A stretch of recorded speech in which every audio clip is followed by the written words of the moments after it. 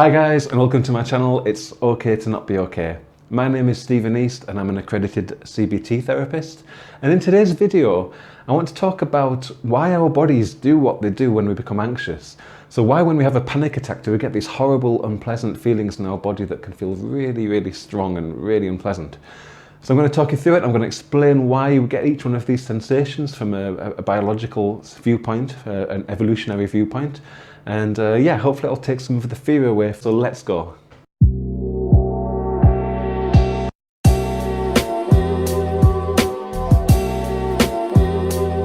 Okay, so what happens in your body when you have a panic attack? Leave me a comment below. Pause the video and leave me a comment below. Let me know what kind of things you experience. Typically, and I'll try and go in order of how they tend to happen, people notice a pounding heart first, or the heart missing a beat. And then they might notice that the breathing becomes irregular, like they can't catch their breath. They might notice that changes in their stomach, like butterflies or a queasy feeling. They might feel they need to go to the toilet more, to urinate, or maybe for diarrhea. They might notice their legs feel more wobbly and shaky. They might feel they become really hot and start to sweat. They might notice tension in their arms, legs, maybe pressure in the chest, maybe a sense of choking in the throat, like it feels tight in the throat. They might notice a dry mouth. Okay, maybe they feel thirsty and they feel they need to drink water more. Going to what happens up here, they might notice a sense of dizziness and feeling, like they're going to collapse or something like that. Also, a lot of people report a kind of change in their perception. Maybe things feel kind of less real or disorientated or detached. Someone described it as like having a sheet of plastic in front of their eyes, like things don't quite feel real or they don't quite feel there, like it's a bit dreamy, a bit dreamlike. These kind of things can be really, really scary because when we have a panic attack, when we notice these sensations, we start to panic and worry that something bad is going to happen. And of course, these sensations get higher and higher and higher until we think something really bad is going to happen, like I'm going to die, okay? And I'm going to die is probably the scariest thought we can have, really. And of course, as we have that thought, the anxiety goes up, up, up, up, up, and these physical sensations go up, up, up, up, up as well. So that's why it's such an intense experience. Okay. So hopefully I've gone through everything in the body that you experience. Oh, there's one more. Tingling. Often people feel tingling on the top of the head or in the fingers and things like that. I think that covers it all. Let me know if there's any other sensations that you have below, and I'll do my best to explain them in the comments below. And now I'm going to go on to talk about why we get these things. Why does our body do these things to us? Okay, so you might have heard of the fight or flight response. If you haven't, please Google it because I don't want to go into too much detail now, but basically our bodies have this amazing way of protecting us from threat called the fight or flight response. So when we're confronted with a threat, our bodies have this brilliant response that allows us to either fight or flight, okay, to run away and preserve our lives and go on to reproduce and everything like that. So if you imagine a car pulling out in front of you as you stepped across the road, we'd get this rush of adrenaline allowing us to kind of jump back and hopefully save our lives. So the same thing if we were a caveman and we're confronted by a bear or a tiger, our bodies would have this immediate response to allow us to either fight and try and preserve our lives or to run away and preserve our lives. So let's look at why our bodies do what they do when we feel anxious, when we're having a panic attack. The heart starts beating faster and we start to breathe more quickly and feel like we can't get enough air in, so it's difficult to catch our breath and it increases. Why is that happening? Well, our muscles need more energy, they need more oxygenated blood, so we're ready to fight or run away. So our heart starts beating faster in order to pump that blood to these muscles, and we start breathing more quickly in order to take in more oxygen to supply to the blood, to supply it to the muscles.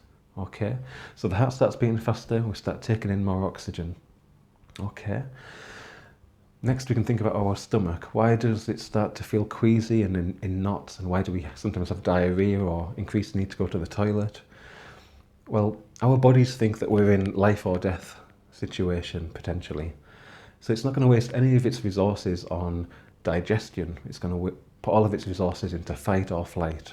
Okay, so basically it's going to stop digestion and want to get rid of anything that's in there.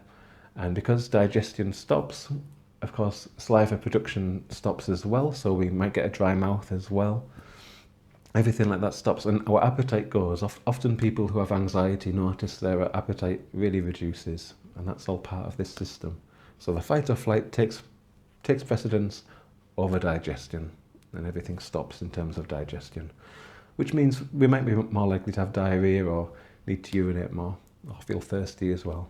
All of this creates more heat because we've got all this extra energy going on. Our body's going faster basically, and this heat produces, sweat because we want to keep cool. Okay, so we're becoming hot, sweaty, our heart's beating faster, we can't catch our breath, the stomach's doing knots, we need to go to the toilet more. We're feeling shaky because we've got all this extra energy going on, Our muscles are ready to fight or ready to flight. So if we were fighting or running away, we wouldn't be noticing wobbly legs or shaky hands. We'd be too busy running and fighting. But of course, our body is still doing this even though there's nothing to fight or run away from. So it kind of leaves us with this kind of simmering energy of tension and feeling shaky, very uncomfortable. So let's move on to what's going on in our heads. I talked earlier about this idea of things feeling dreamy and a disconnect from reality when we get really, really anxious. Why on earth would that be helpful to us? Why would our body do that to us? Well, if you imagine someone was coming towards you with a weapon, your eyes would be able to kind of target and lock onto that weapon, to keep it in our eyesight so we can try and protect ourselves from it. That's great if we've got a target, if we've got a weapon, if we've got a threat that we can lock onto. But of course, when we're having a panic attack, there's nothing to lock onto, but our eyes are still trying to do this. So it's trying to lock onto something, and everything else around it becomes kind of like tunnel vision. And this can really feel like things don't feel real or they feel dreamy, which can be very unpleasant. If you're already feeling really panicky and then your eyes start doing this, you're maybe going to think, gosh, am I having a stroke? Am I going crazy? What's happening to me? Why? I don't feel right. But all it is your eyes trying to lock in to a threat. But of course, there is no threat to lock onto. And the same thing happens with your hearing as well. Sometimes people describe that things seem really overwhelmingly loud or distorted or not right with the hearing. And your ears are trying to target in as well to a threat. So if you imagine you're walking down a dark alley and you could hear footsteps behind you, your ears would be able to kind of lock in to that. You'd be able to notice it even if there were sounds around you, which is a great technique, wonderful safety technique that we have when there's a threat. But when there isn't, your ears are still trying to do the same thing, even though there's nothing to lock onto.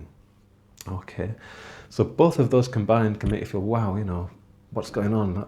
I'm losing sense of reality here. Okay. And there's a dizziness as well. The dizziness, that's explained by the redistribution of blood. It's going from in your head, where the blood is when you're feeling quite calm and relaxed, and it's been moved to the arms and legs more. So you've got that extra energy to fight or run away. A little bit like, if you stand up too quickly, you can feel a bit dizzy, you might see stars, and that's the same kind of thing. Your brain's maybe not getting as much blood as it needs for that second. And it's the same thing going on here. Okay, so I think I've gone through everything there. Let me know if I haven't. Let me know in the comments if there's anything else that I haven't explained.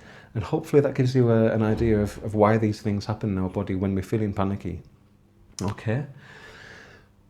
When we have a panic attack, we notice maybe one sensation, and we think, oh my God, this isn't right, which then of course leads to more anxiety, which then leads to more sensations appearing because of the anxiety. It's the physical response to anxiety, which then can lead to thoughts of, oh my God, something definitely isn't right, what is happening to me?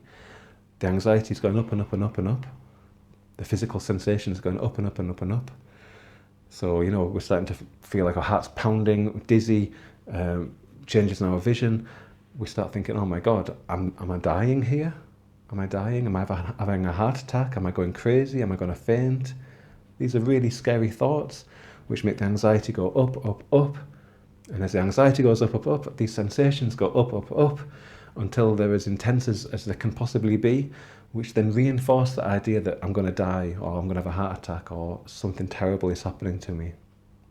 Okay, so that explains why panic attacks are so intense, why they feel so horrible, and why the sensations are so intense as well. Okay, so I hope you found today's video helpful. As always, please share this with anyone you think could find it helpful. Please hit the subscribe button, please like the video, and click the notifications so you'll be notified of any future videos that I do. And yeah, take care.